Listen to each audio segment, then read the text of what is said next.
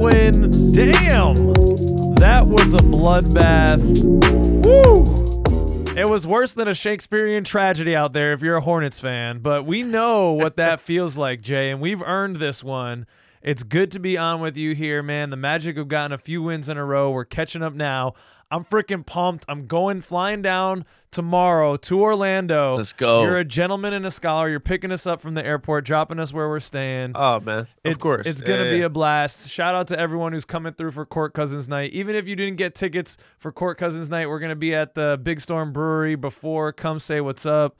It's going to be a good time, but we're here for this game, Jay. I guess we'll just recap this one. 112-92, but man, that even 20 points is deceiving as to how bad of an ass whooping this was. Yeah, man. The first half was total domination. The Magic shot 65% from the field, 50% from three. They forced 13 turnovers for 20 points, and the score was 67-32. You were a little ahead of me, and you texted me, buckle up. I didn't know if that was a good or bad omen, like if they're about to come back, but it ended up being okay. I literally did that, and when I saw your reaction, I was like, all right, I'm not even gonna reply to him because I didn't want to give it away. Right. You know what I'm saying? So it was an ambiguous enough text where I wasn't sure how to interpret it, but I'm glad it went our way. That was could have had a night like the Knicks or something. You know, you imagine? Oh my God. Off to that great start and then like put up a dud, but I mean, you couldn't be happier with the offensive output in the first half. It got to a point where this is one of those games you see the whole team, you see the whole bench, you know, see all the guys. Yeah. It was a nice check-in before a couple really tough games. It was super insane, man. I ended up, so, you know, as you know, I was traveling, so I started the game a little bit late. I was trying to catch up, like I was watching it like as I was like in my Uber trying to get home or whatever. But literally right before I got home, right before halftime, and I looked at the scores just to kind of have a general idea before looking at highlights or whatever, and I saw that Cole Anthony had freaking 19 points in like 14 minutes. I was like, what? Anthony.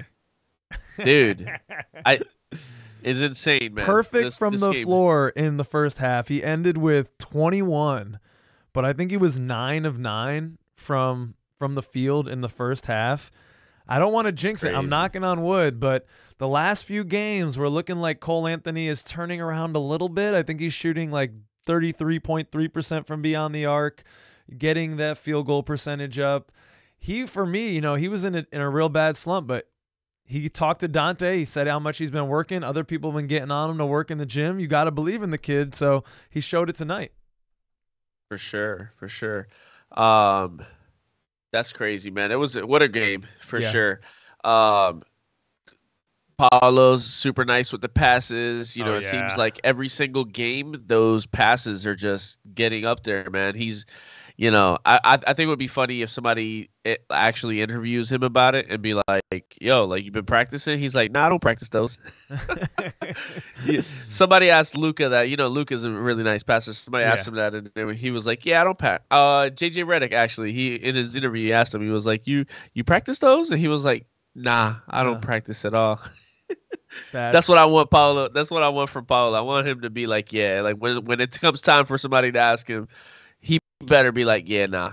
I'm just born with it. I'm just born with it. Yeah. Dude. Yeah, that's definitely going to be an underrated part of his game, or it is an underrated part of Paulo's game, is the playmaking, the passing, which now that guys are making shots, it's making him look a whole lot better.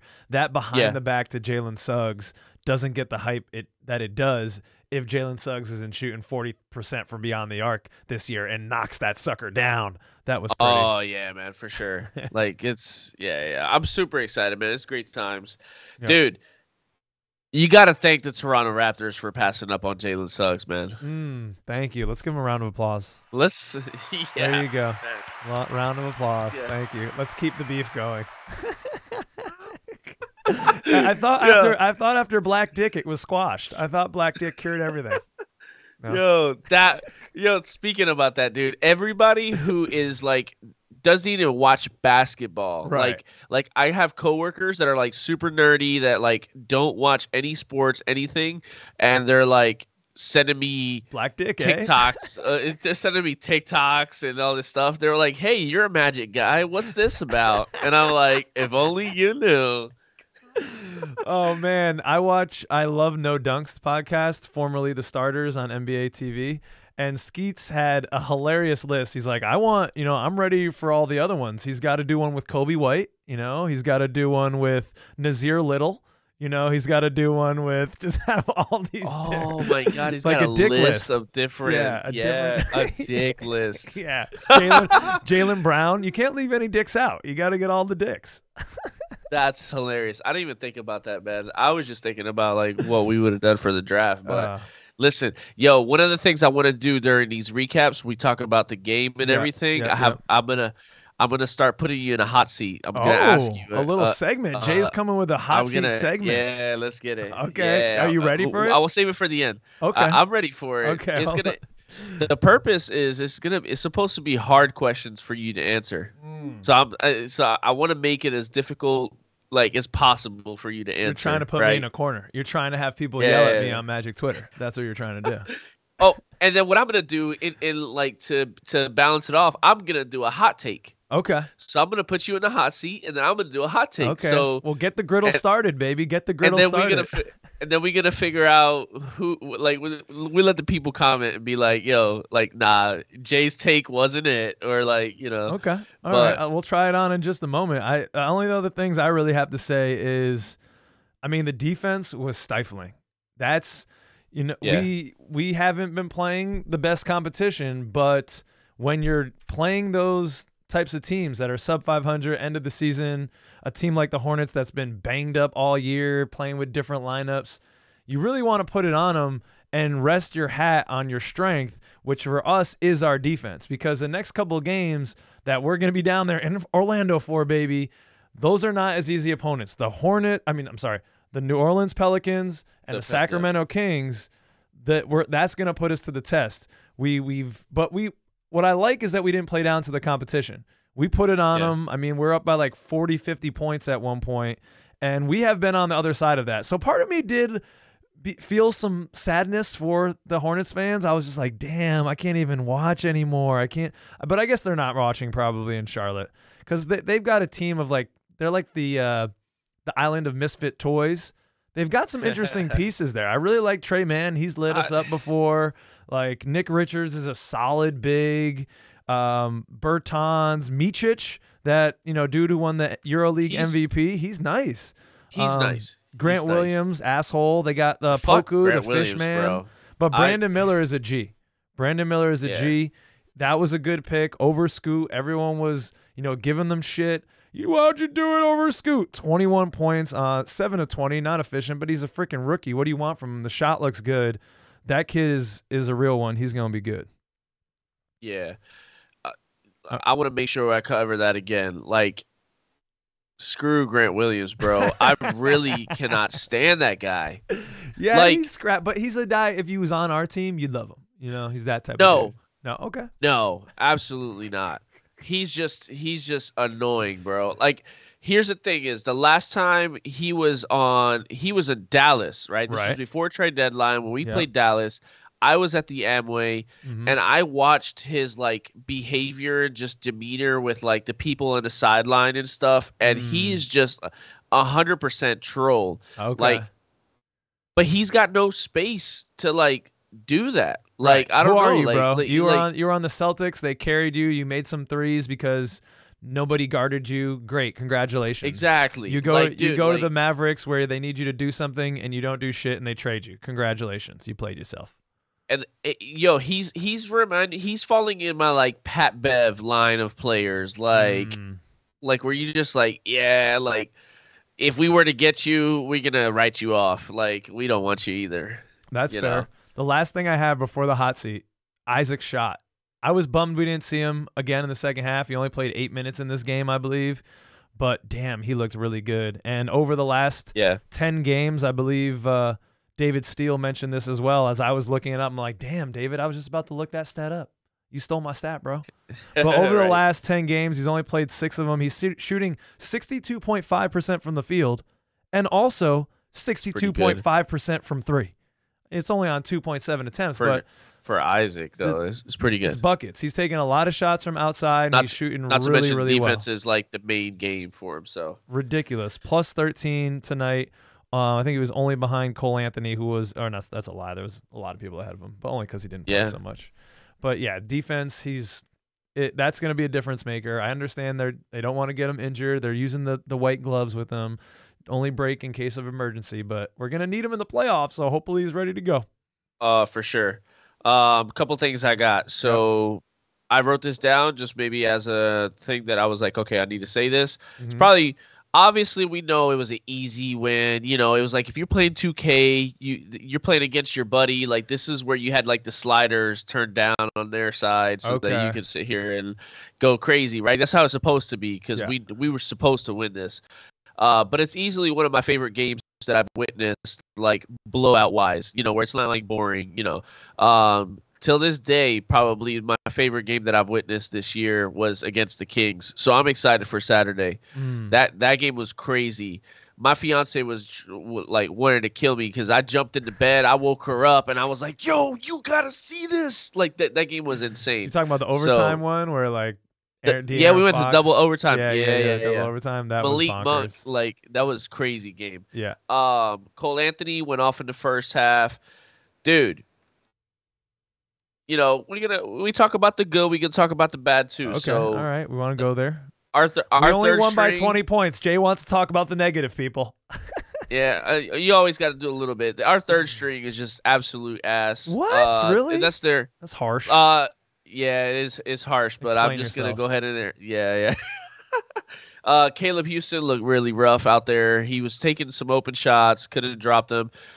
It's probably just the fact that, you know, you just tossing them in there, putting them into play. Yeah. So, you know, so I get it. I'm not being harsh in that aspect, but those are just things that, you know, we've seen the man get down and do some really good shots. So yeah, I guess if I'm gonna give a critical eye to a freaking blowout victory, it's still my concern for Markelle Fultz and where he is right now, how he's fitting onto the team. The jumper looks slightly better from the mid-range, still a hitch there. I mean, you look at his stats, and I think he's shooting 0.4% from beyond the arc. He doesn't attempt anything from out there. All of his percentages are down this year. His effective field goal percentage, his field goal percentage, everything is down mid-range. And, you know, it's just concerning. I'm worried that he's losing that edge that made him so tenacious. I'm hoping he finds his way, but that is a story that I've been watching in the second half of the after the All-Star break, and one I'm still trying to progress because, you know, if he's still playing like this going into the playoffs and we're getting down to a 8-9 man rotation, Fultz can't be in that right now. I'm sorry. I love him to death, but like, you know that in the playoffs in a 7-game series, they're going to collapse the shit out of the paint. They're going to force us to shoot. And we can't have a guy out there that takes literally 0% of his shots almost from beyond the arc. So it's tough. It's tough. That makes me sad in this beautiful victory. Beautiful victory. The one last thing I'm gonna say before this hot seat thing. Okay, we're teasing the shit out of this hot seat. Yeah, man. Hopefully it's good. Yeah, it better not suck, Jay. Right? No, listen, man. And in a game like today where we freaking won by so much, we led as high as 41 points at one time. Mm-hmm. Like, Paolo and Franz has like 13 and 11 points, bro. Like, what? Yeah. They're letting everyone else eat, you know? They're letting everyone – it's like LeBron crazy. Used to do, man. Like, he would let everyone eat, and then if necessary, he would take over at the end. And tonight it wasn't necessary. He screwed up my lines, man. Well, yeah, my shit was fucked up too because Jalen Suggs came out. If he would have hit one more three, I would have been in the money. But yeah, no, that's the problem with these blowouts. If you're betting out there, I was thinking of you, Jay, because my parlay got messed up too. I'm like, oh, Jay, I know Jay shits is fucked up too. Don't bet on your team, man. My family tells me, but I don't learn that. No. All right, listen. All right, hot seat time. So, it's sizzling. Paolo Banchero is our star. Yes. So we gotta do this where you're like taking a shot or something, right? So you're like, nah, I'd rather just take the shot. Okay. Paolo Banchero, you have to trade him to the Hornets. What do they have to? What do they have to give you for you to trade him? Like, you have to, though. Oh my God, I already hate this. I already Why are you making me think of these horrible hypotheticals? I'm going back to the town of the island of misfit toys. What are the pieces I like most? Okay, so this is really like, what do I like most on the Hornets? You got to have Brandon Miller coming back. I don't want LaMelo Ball. I don't think the kid is a winner. I don't love him. The other guy I really like over there is maybe a Nick Richards or a Terrence Mann. You got to figure some combo of those guys are coming over. And then you got to have some first-round pick capital. But, I mean, it's got to be so many, dude. Like, he's an all-star. Paulo Banchero's an all-star. And he's young, and he's tough, on a rookie contract. That is just such a silly thing to even fathom, because all-star players on a rookie contract never get traded. And that is probably the highest value asset. I don't like saying assets as human beings, but, like, an all-star player on a rookie contract is so valuable to a team. So you would have to give up boatloads, more than they gave up for Gobert or something like that, like 4 first-round picks, Brandon Miller, who's also could be an all-star, and maybe like another guy. Like, it would have to be crazy. The guys watching the video, let us know in the chat what you think. I want to see what. Now, what's your hot? So, are you on giving a hot take now? So my hot take is gonna be just. Listen, man, people probably going to get mad at this, but it is what it is. Get the pitchforks ready, ladies and gentlemen. We're coming for them.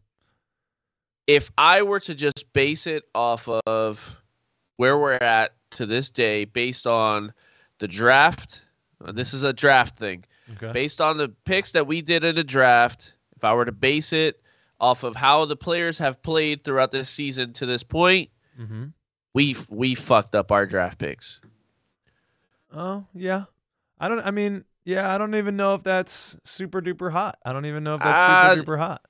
It's hot. It's a hot take, bro, because everybody fucking likes Anthony Black. Well, no one wants any negativity, which, come on, let's get over ourselves. We're just here to talk and have a conversation. We still want the guys to do well, but we can have a conversation about it. We fumbled that shit, man. And for all those Anthony Black sexuals out there and everything, I want you guys to tell me what you guys actually think. Like, he has, like, I get it. Every once in a while, he's got a nice little streak or whatever. And Suggs was like that his first year. I was definitely not on the Suggs train on the first year. I was definitely like trade this guy away right now. Geez. You know, yeah. But I'm not a fan of, like, when he goes out there, when he goes out there and he does, like, the things that he does do for a 6th pick, like, I feel like there's so much talent further down the line that is doing amazing. Yeah, so I understand where you're coming from, because let's see who else is in that draft. I mean, you see Keontae George playing really well for the Grizzlies. Jaime Jaquez playing really well, but Jaime Jaquez kind of plays the same position as Franz Wagner and Paulo. It's like a similar position. So yeah, Jaime Jaquez. They got the guy on the Derek Warriors. Lively. Derek Lively. Okay, all right. You're right. Don't get me started on Derek Lively Jr. You see what I'm saying? It would be really nice to have him in, like, the Goga spot. All due respect to Goga, he had a great year this year, but to have, like, a young big like that, and maybe, all of these things are prisoners of circumstance to an extent. Would Derek Lively be playing as well if he weren't playing with Luka Doncic, who is one of the best lob guys in the league? Would he work in our offense? Yeah, they just pick up Gafford. He's killing it too. And Lively isn't, like, right. And Gafford was one of the guys that they told that everybody was talking about that we should have worked something out with Washington. I with like him as a big man backup. It would have been nice, but let's be patient, sir. Let me temper patience. You see a guy like Jalen Johnson right now for the Hawks, who's getting all types of pub as a dude that could be an all-star. He's I think in his 3rd year now. And all his first year, he played in the G League. I saw him when he played the Westchester Knicks with the G League affiliate for the Hawks, and he looked like trash. Like, it wasn't going well. So, yeah, some guys, their path is different. And now with the G League so closely united with the major club, I don't know if there's, we could see what happens with Jet next year. There's a lot of guys, like, at the end of the bench that aren't coming back. And it'll be interesting to see if guys that have been getting minutes like Gary Harris, what happens with Markelle Fultz. Because if those guys go, then you could see a little bit more Anthony Black, a little bit more Jet Howard, and then I think we'd have a bigger sample size to really make a judgment as to how this draft went. But I take your point. No, it's all good. I want people to comment their opinions or whatever. We're gonna start to get active with that, and we're gonna have some fun with it. So okay, I like it. Good Jet segment. Howard. Speaking of Jet Howard, I went and saw him at the Osceola Magic game the other day. The G League games are I mean, as expected, it's different, man. The pace is crazy. Fast. So it's fast, man. It's crazy. Yeah. But I could definitely see why Jet Howard is there. Okay. He still got a lot to work on for sure. I mean, I've been big this year on like why aren't we playing Jet or whatever, but he's definitely still got a lot to work on. So defensive side of the ball more, would you say? Absolutely. Yeah. That's what I saw too. Cool, man. Well, in like T-minus 21 hours, you're gonna be at the airport in Orlando picking your boy up. So much appreciated. Hey. Can't wait to get down and kick it with you tomorrow, Jay. All the other second cousins, hit us up in the comments. Hit us up at courtcousinsnba@gmail.com. Let us know recommendations if you're in the area, if you want to chill. I can't wait to do it, man. We got 2 exciting games coming up. The Pelicans and the Sacramento Kings. The Magic are on some heater right now. We're one of the, the only best 3 records so far in the last like 10 or 15 games. So let's keep that shit going for Court Cousins night. Jay, I'll see you tomorrow, man. Peace out. All right. Let's get